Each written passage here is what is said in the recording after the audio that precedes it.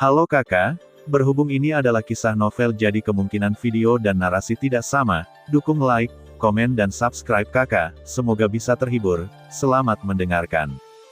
Baju besi itu berubah menjadi api dan berubah menjadi gelang. Di telapak tangan Aura, gelang untuk sementara diserahkan kepada Anda untuk diamankan, dan Xiao Yan menyerahkannya kepada Ding Yue. Dengan cara ini, Bao Jia Xiao Shao masih tinggal di sisinya dalam pertempuran yang bagus, dan dia harus memiliki kegunaan besar Ding Yue untuk melambaikan tangannya. Harta karun seperti itu, Xiao Yan bersedia memberinya penelitian. Ketika saya benar-benar sangat mempercayainya, dan saya tidak membutuhkannya untuk saat ini, saya akan datang untuk mengambil desakan Xiao Yan dan menyerahkan baju besi ekstensi kepada Ding Yue. Yang terakhir memandang Xiao Yan, yang memiliki mata tegas, dan akhirnya menerima baju besi Ding Yue, dan kemudian terus membawa Xiao Yan untuk berkunjung. Namun, Xiao Yan melambaikan tangannya, berniat untuk tidak mengganggu Ding Yue lagi, dan setelah mengucapkan selamat tinggal pada langganan, Xiao Yan terus berkeliaran di alam dewa kuno. Terakhir kali dia meninggalkan sumber daya yang agung. Di antara mereka, alam dewa kuno sekarang telah menjadi tanah yang diberkati, dan dia dapat dengan jelas merasakan energi langit dan bumi yang kaya di sekitarnya, dan kecepatan kultivasi di sini telah meningkat secara eksponensial, dan Akademi Dewa Kuno juga telah didirikan untuk menumbuhkan generasi baru pembangkit tenaga listrik, dan semakin banyak Tianjiao akan muncul tepat waktu. Tentu saja, premisnya adalah bahwa alam Dewa Kuno mempertahankan lingkaran yang bajik. Namun, tidak perlu terlalu khawatir tentang hal ini dengan permaisuri yang duduk di sertifikat. Sementara Xiao Yan sedang berkeliaran, di malam hari, Beijing melompat entah dari mana. Hei, mau kemana? Xiao Yan tidak memiliki Li Kaye, Beijing, karena dia berpakaian sangat aneh, dan penampilannya yang cantik menjadi fokus mata yang tak terhitung jumlahnya di sekitarnya. Malam Beijing memakai rok pendek kecil yang dibeli di alam dewa kuno, memamerkan kaki panjang putih, kaki putih ramping seperti batu giok hangat, dan lonceng emas tergantung dari tali merah di pergelangan kaki, tampak seperti gadis yang lucu, dan senyum di wajahnya memancarkan rasa kemurnian dan keaktifan yang jelas hanya seorang gadis. Xiao Yan memandangi gadis yang selalu berubah di sekitarnya, dan sepertinya tidak ada gaya yang tepat, selama Xiao Yan menyukai gaya seperti apa. Wanita seperti apa dia bisa menjadi. Untungnya, Beijing memiliki rasa batas di malam hari, dan tahu bagaimana mengukur hal-hal dengan sangat baik. Xiao Yan tidak berbicara, dia hanya berdiri diam dan tidak repot-repot, yang benar-benar membuat orang merasa bosan dengannya. Xiao Yan, yang sedang berjalan di jalan, tiba-tiba berhenti. Memalingkan kepalanya untuk melihat gadis yang terlihat pintar, Ye Beijing, yang tidak lagi diketahui berusia berapa tahun, melihat tatapan Xiao Yan, dan matanya tiba-tiba membelalak, memancarkan kemurnian dan sentuhan seorang gadis. Apakah ada yang salah? Ye Beijing tercengang oleh tatapan Xiao Yan yang tiba-tiba, dan bahkan suaranya menjadi feminin. Bertanya dengan takut-takut, apakah kamu normal? Atau mari kita bicara tentang Xiao Yan yang berhenti di sebelah restoran. Faktanya, masih banyak pertanyaan di hati Ye Beijing, dan dia tidak memiliki niat untuk melihat apakah dia bisa mendapatkan jawaban. Baiklah, oke.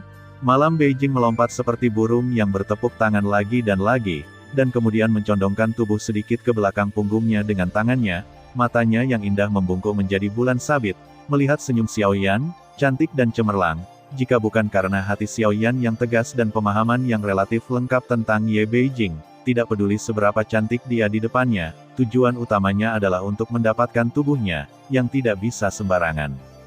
Setelah masuk ke restoran, Xiao Yan memilih posisi jendela di lantai 2, dan ada banyak orang yang minum dan makan. Masuk akal bahwa tidak ada seorang pun di alam dewa kuno yang fana, jadi tidak perlu makan, tetapi keberadaan restoran memiliki alasannya sendiri. Dalam tahun-tahun yang panjang, orang bukanlah monster, mereka memiliki 7 emosi dan 6 keinginan, jadi makan dan minum bukanlah kebutuhan fisik, tetapi kebutuhan spiritual. Ye Beijing bijaksana dan siap menuangkan anggur untuk Xiao Yan. Tapi kali ini, Xiao Yan pertama-tama mengambil kendi anggur dan menuangkannya untuk Ye Beijing.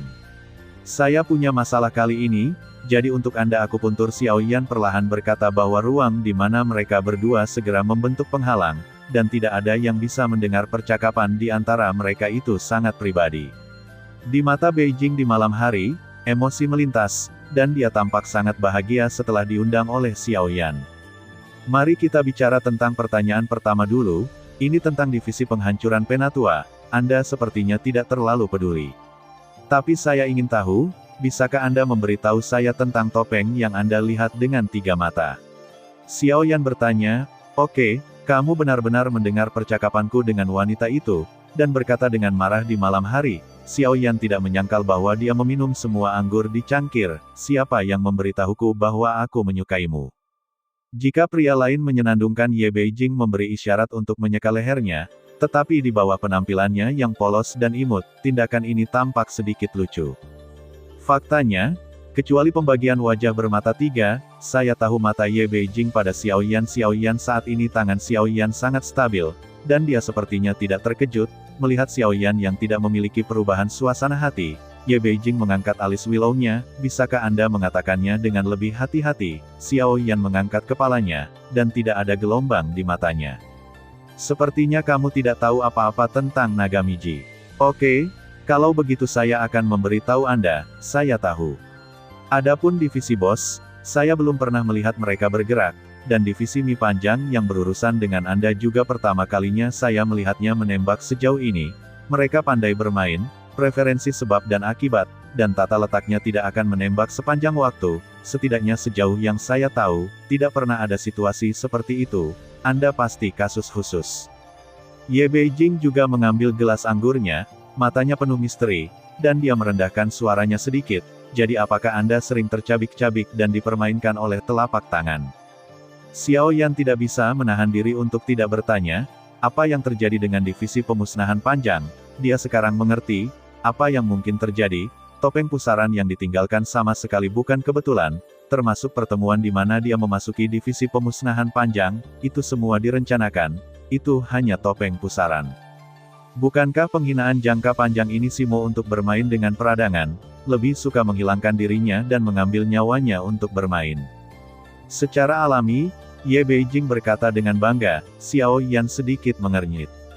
Dan segera menatap Chang Mianxi dengan serius, apakah Anda punya cara untuk menghindari diperankan oleh Chang Xianxi?